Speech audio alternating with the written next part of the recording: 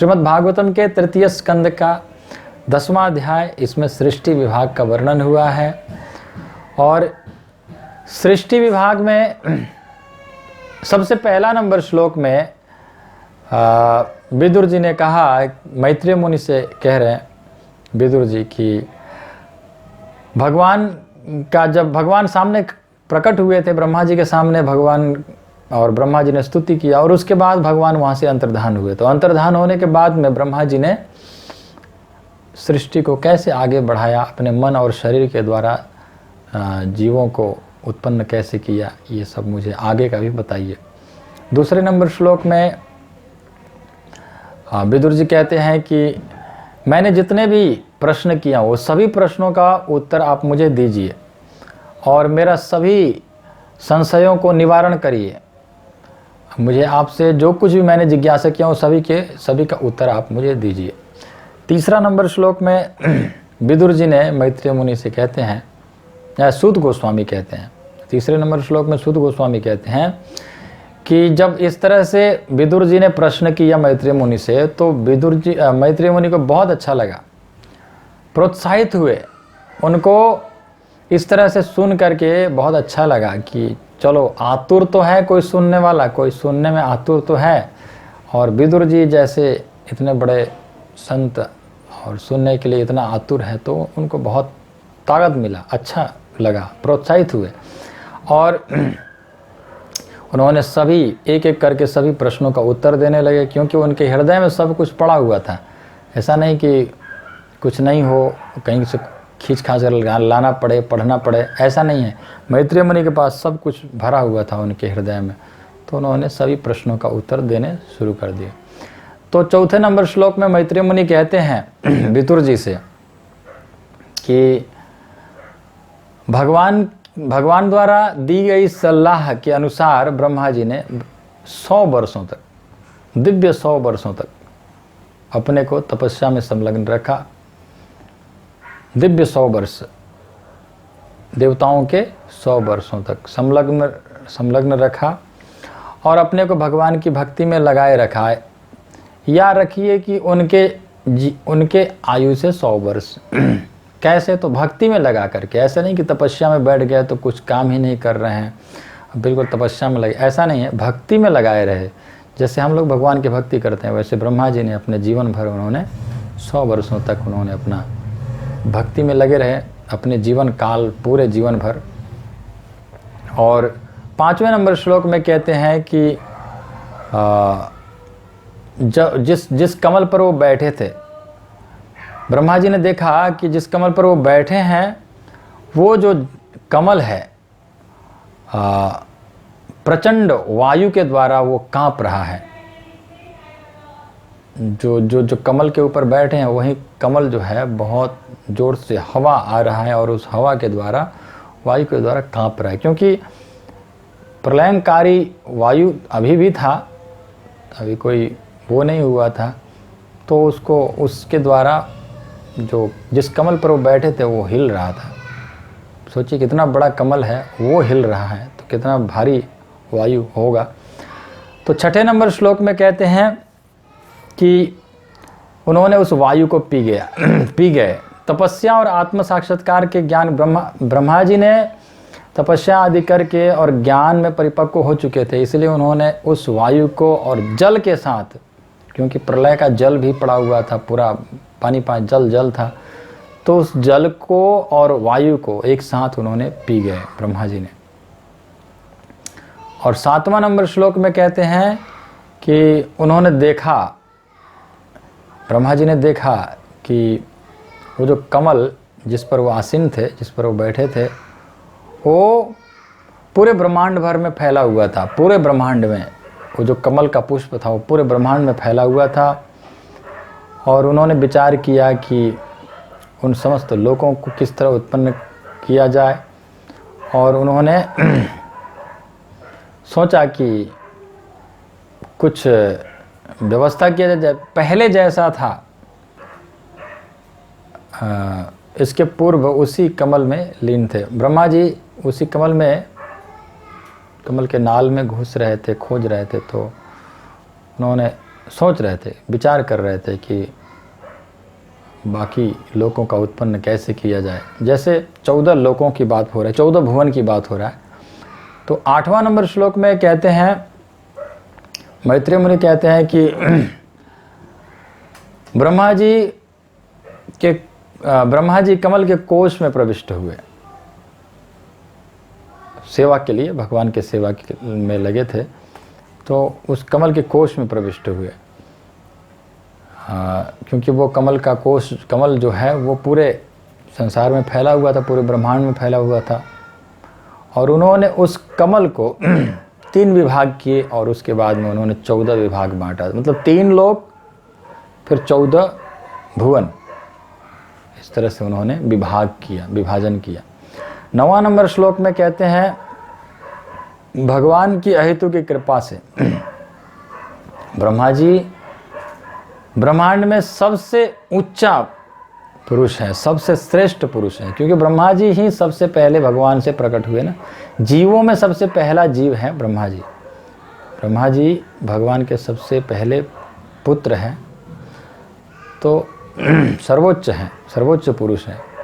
इसलिए उन्होंने विभिन्न प्रकार के जीवों के निवास स्थान के लिए 14 लोकों का निसृजन किया, 14 भुवनों का सृजन किया, 14 भुवन।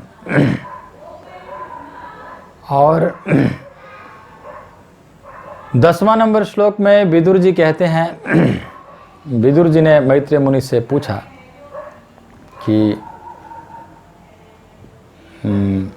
अब मुझे नित्य काल के, भगवान का जो एक रूप है, दूसरा रूप है जो भगवान का, वो जो काल जिसको कहते समय, उस समय के विषय में, काल के विषय में भी हमें आप काल का लक्षण, क्या लक्षण है, और काल के विषय में, समय के विषय में आप हमें विस्तार से समझाइए।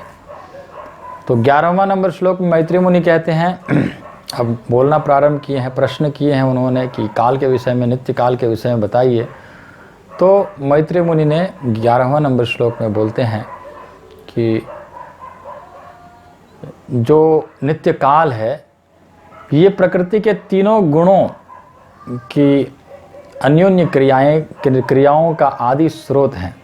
मतलब प्रकृति के जो 3 गुण हैं, इसका जितने भी क्रियाएं होती हैं, ये सब काल के द्वारा ही होती हैं।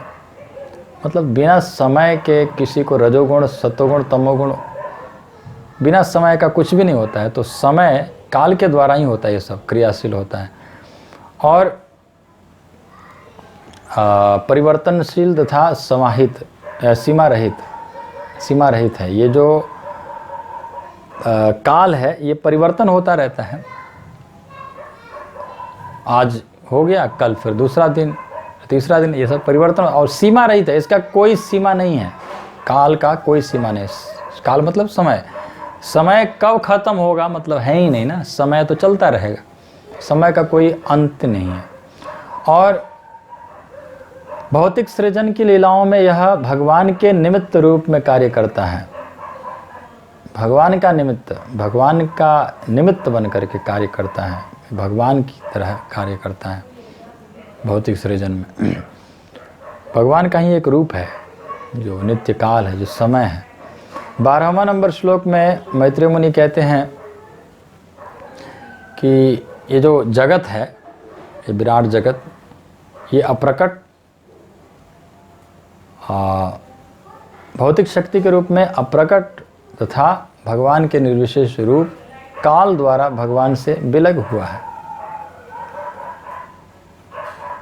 काल द्वारा, समय के कारण ये प्रकट हुआ है, मतलब विलग हुआ है भगवान से प्रकट हुआ है। विलग मतलब ऐसा नहीं कि भगवान से अलग हो गया, भगवान से प्रकट हुआ है।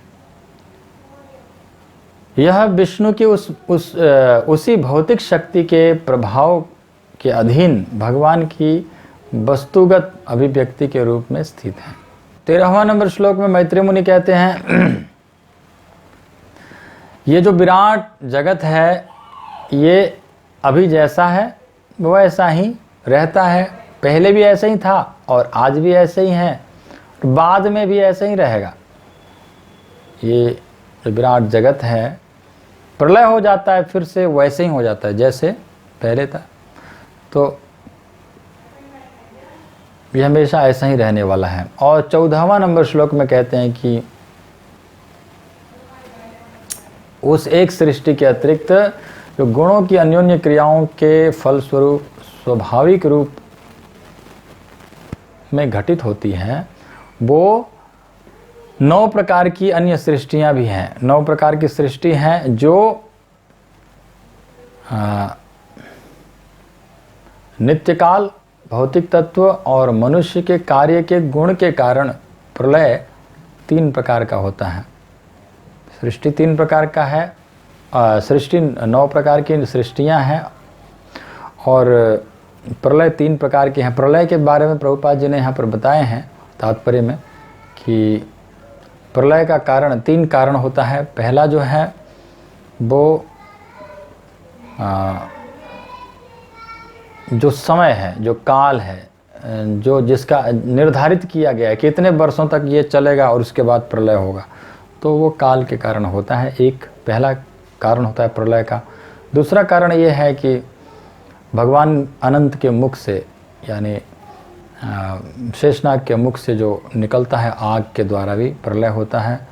और तीसरा कारण है कि गुणात्मक कार्य के फलस्वरूप, मनुष्य का गुणात्मक कार्य के फलस्वरूप, जैसे जैसे मनुष्य में गुण सत्वगुण कम होकर के रजोगुण तमोगुणी लोग ज़्यादा हो जाते हैं तो फिर सामान्य प्रलय, एक छोटा सा प्रलय हो जाता है, तो वो उसके कारण से भी होता है। तो ये 3 प्रकार का प्रलय होता है।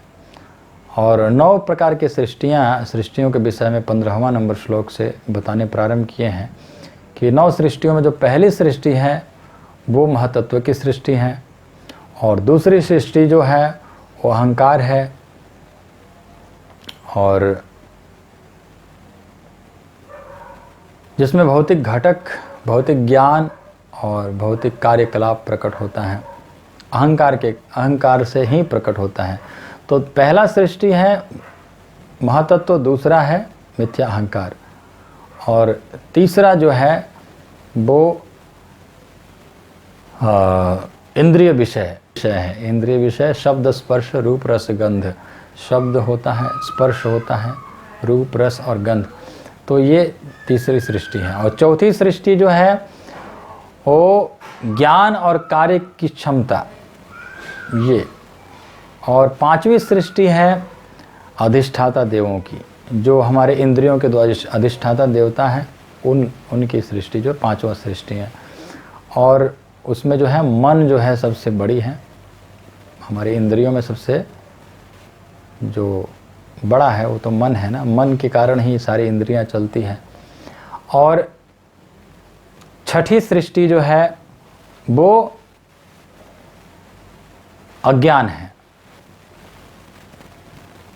अज्ञान 6ठी सृष्टि है, अज्ञानतापूर्ण अंधकार, अज्ञान, जिससे स्वामी मूर्ख की तरह कार्य करता है। स्वामी होकर अपने आप को स्वामी तो बताता है कि मैं स्वामी हूँ, लेकिन मूर्ख की तरह कार्य करता है, दिन रात काम में लगा रहता है और अपने आप को स्वामी बताता है तो वह सबसे ज़्यादा है ना नौकर। 18वां नंबर श्लोक में कहते हैं कि भगवान की बाहिरंगा शक्ति की प्राकृतिक सृष्टियां हैं। ये जो ऊपर जो वर्णन हुआ है ये भगवान की बाहिरंगा शक्ति का प्राकृतिक सृष्टियों के विषय में वर्णन हुआ है। अब तक जो हम लोगों ने सुने हैं 6 प्रकार के, 6ठी, 5वीं और 6ठी नंबर श्लोक सृष्टि तक, 6वीं सृष्टि तक, 6ठी सृष्टि तक ये जो वर्णन हुआ है ये बाहिरंगा शक्ति, भगवान के बाहिरंगा शक्ति में जो सृष्टि हुआ उसके विषय में वर्णन हुआ है। अब ब्रह्मा जी द्वारा जो सृष्टि हुआ है उसके विषय में सुनो, ये 18वां नंबर श्लोक में कहते हैं। क्योंकि ब्रह्मा जी जो है वो सृष्टि के मामले में भगवान की तरह मस्तिष्क वाले हैं। जैसे भगवान का मस्तिष्क है वैसा मस्तिष्क है ब्रह्मा जी का सृष्टि के मामले में। तो फिर 19वां नंबर श्लोक में मैत्रेय मुनि कहते हैं विदुर जी से कि 7वीं सृष्टि जो है, 6 प्रकार की हम लोग सुन चुके हैं, आप 7वीं जो सृष्टि है वो अचर प्राणी की है, जो 6 प्रकार के हैं। अचर प्राणी जो चल फिर नहीं सकते उसको अचर कहते हैं, जो चल फिर सकते हैं उसको चर कहते हैं।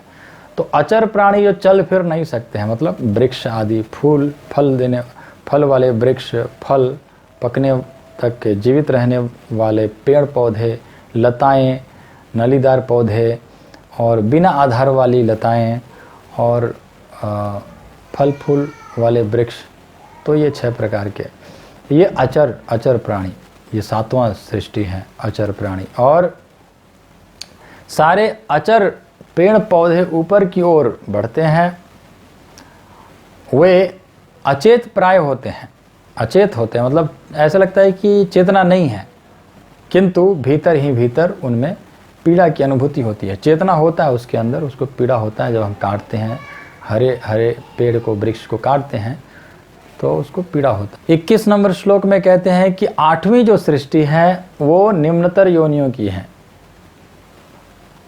और वो निम्नतर योनि जो है वो 28 प्रकार की जातियां होती हैं। वे अत्यधिक मूर्ख और अज्ञानी होते हैं,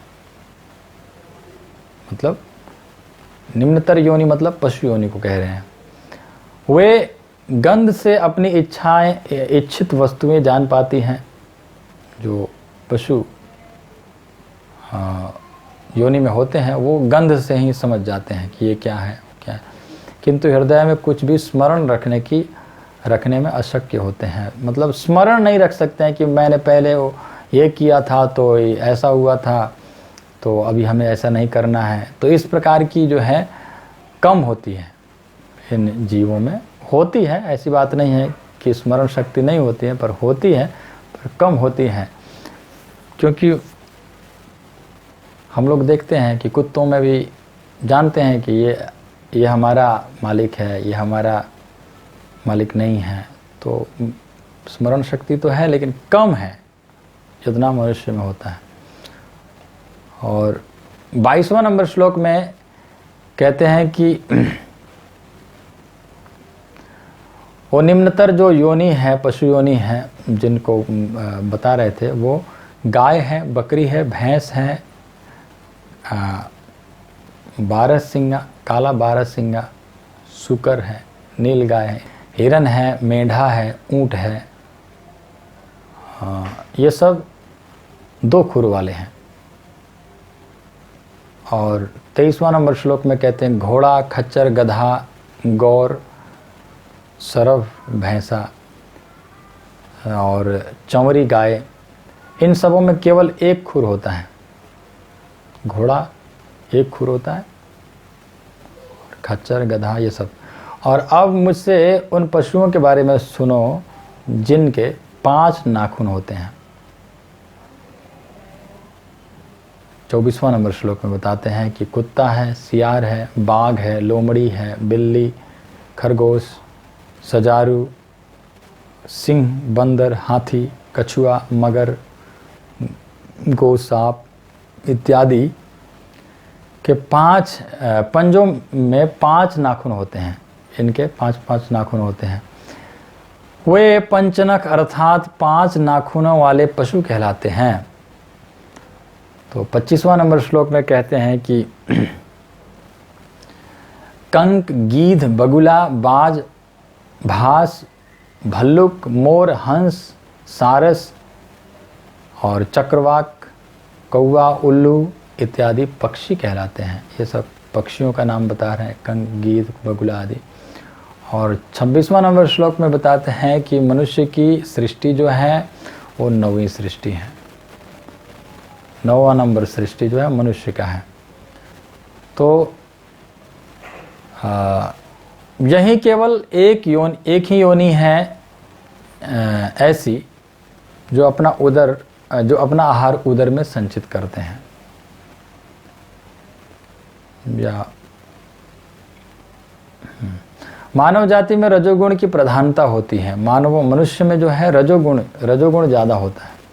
और मनुष्य गण दुखी जीवन में भी सदैव व्यस्त रहते हैं, होते हैं तो दुखी।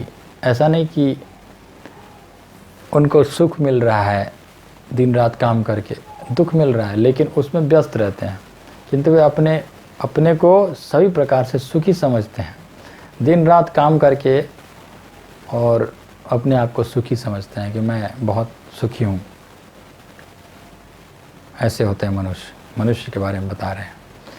और 27वां नंबर श्लोक जो है 27वां नंबर श्लोक में मैत्री मुनि कहते हैं कि और अंतिम तीन सृष्टियां हैं। हाँ, ये इसको अंतिम तीन सृष्टियां बता रहे हैं।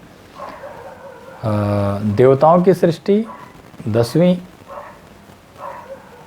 वैकृत सृष्टियां हैं, और जो पूर्व वर्णित प्राकृत सृष्टियों में से भिन्न है।